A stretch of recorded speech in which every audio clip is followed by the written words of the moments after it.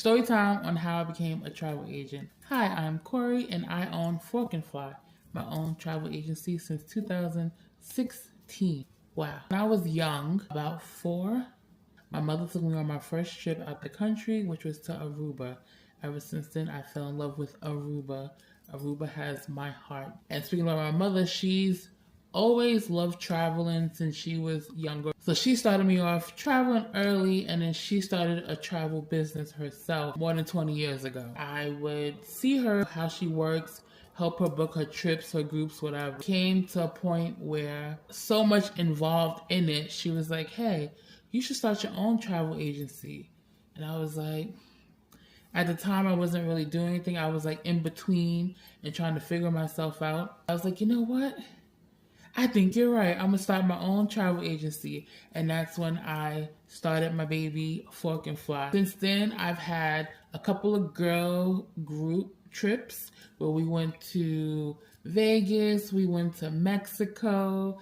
I've done group cruises where we went all over the Caribbean on Carnival. And then I did my first wedding. My first destination wedding in Jamaica. That was during the pandemic and everything. That was June 2020. Was it 2020? No.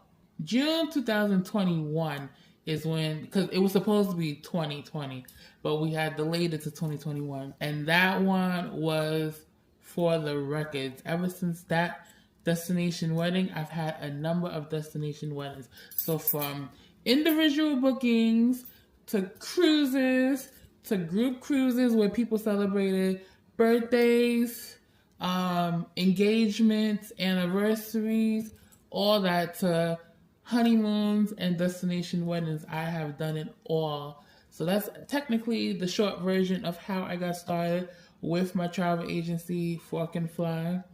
And I love it. I love it. It brings me joy to just see people go away. Like, they reach out to me and I find them the best possible vacation, and hearing their stories when they come back.